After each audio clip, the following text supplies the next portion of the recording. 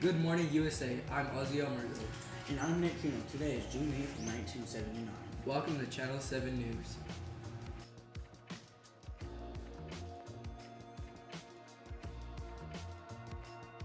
Today I will be discussing the 38th President of the United States of America. His name was President Gerald Ford. Gerald Ford was born July 14, 1931. He was the president from the years 1974 to 1977. Ford took his first international stage on August 1st, 1975. He talked at the meeting of Helsinki. This concluded into existing boundaries of the Western and Eastern blocs. President Ford had a weak relationship with the American Republic. Therefore, President Jimmy Carter came to be. President Ford was not the best president. He was not confident in himself. President Ford was the best president ever. Thank you, Ozzy.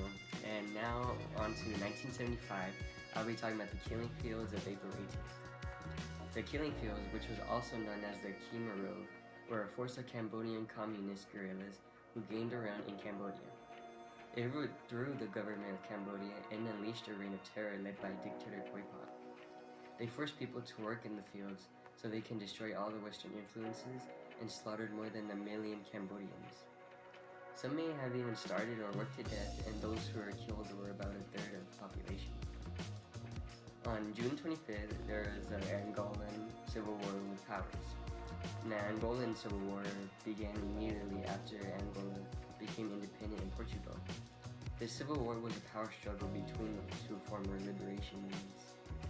The National Union for the Total Independence of Angola, which was the UNITA, and the People's Movement for the Liberation of Angola, MPLA. The war was an international involvement by opposing powers such as the Soviet Union, Cuba, South Africa, and the US, and was also served as a surrogate battleground in a struggle for the Cold War. On July 15th, the Apollo Soyuz test project, which was also the ASTP, was conducted in July and was the first joint US-Soviet spaceflight. It was a symbol of the policy of detente that the two superpowers were pursuing during this time. The test project ceremoniously marked the end of the space race, which had begun in the 1957 with the launch of Sputnik. It also involved the docking of an Apollo Command service module with the Soviet Soyuz 19, and this unnumbered Apollo vehicle was a surplus from the Terminator Apollo program and was the last one to fly. Another year I want to talk about is 1976. On March 24th, Civil War or Dirty War against Argentine-based guerrilla warfare states. Dirty War, or the process of national reorganization, was the name used by the Argentine military government for a period of state terrorism.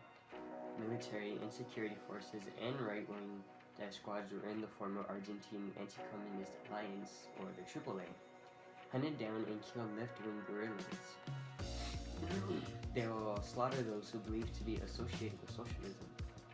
And the numbers of victims was 30,000 left-wing activists and militants, which included trade unionists, students, journalists, Marxists, and Peronist guerrillas. July 20th, the U.S. military personnel withdrew from Thailand. The Royal Thailand government asked the U.S. for the combat forces from Thailand because of changing conditions in Southeast Asia. In March 1975, 27,000 military personnel were authorized for 6 bases and other faculties throughout the country, and then resulted in U.S. force levels reducing it to less than 250 of July 20th, 1976. One of the objectives of the phase down was to maintain the best possible relations with Thailand, which controlled the bases and transportation faculties used by U.S. forces. This objective was to be achieved in part by leaving operable faculties and withdrawing only those items where a valid U.S. native existed. September 1st, the inception of the Safari Club. The Safari Club was an alliance of intelligence services formed to fight the Cold War in Africa, Iraq, Egypt, Saudi Arabia, Morocco, and France were its former members, and this group maintained informal connections with the U.S. as well. Today, in 1978, December 25th, I will be talking about a communist regime is installed in Afghanistan. A communist regime is installed in Afghanistan in an attempt to stabilize the turbulent political situation in Afghanistan. The Soviet Union sent 75,000 soldiers to enforce the installation. However, the Soviet Union has had little success in putting down the anti-government rebels.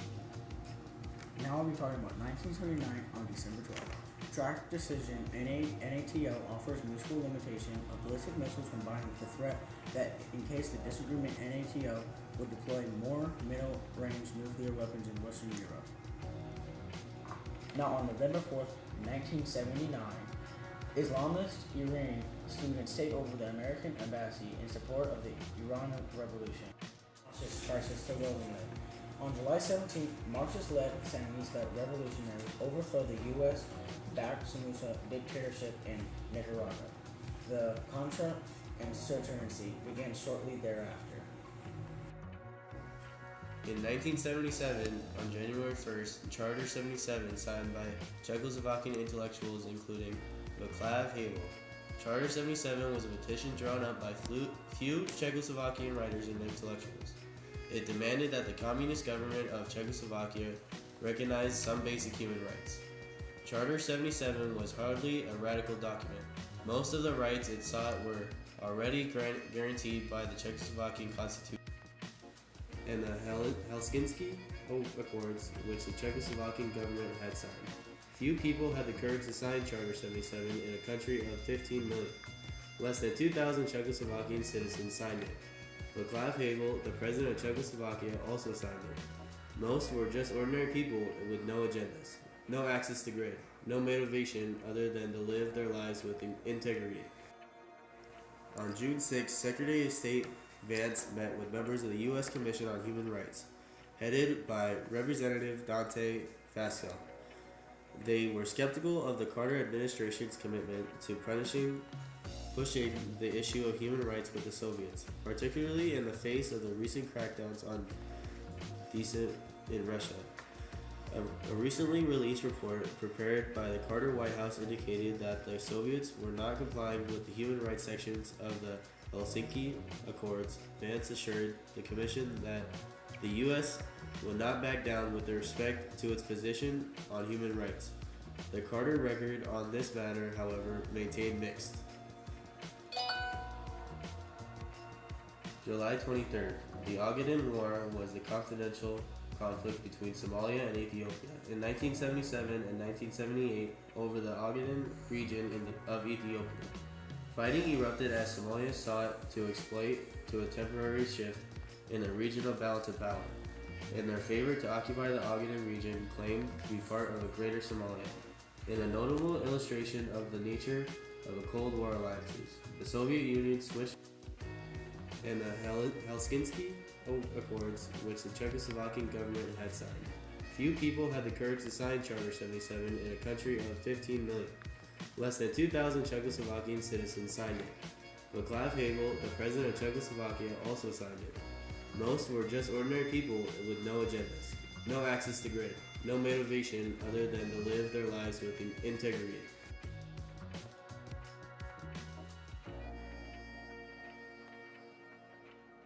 He looks like Rowley from Diary of a Wimpy Kid. Oh, Rowley! How's your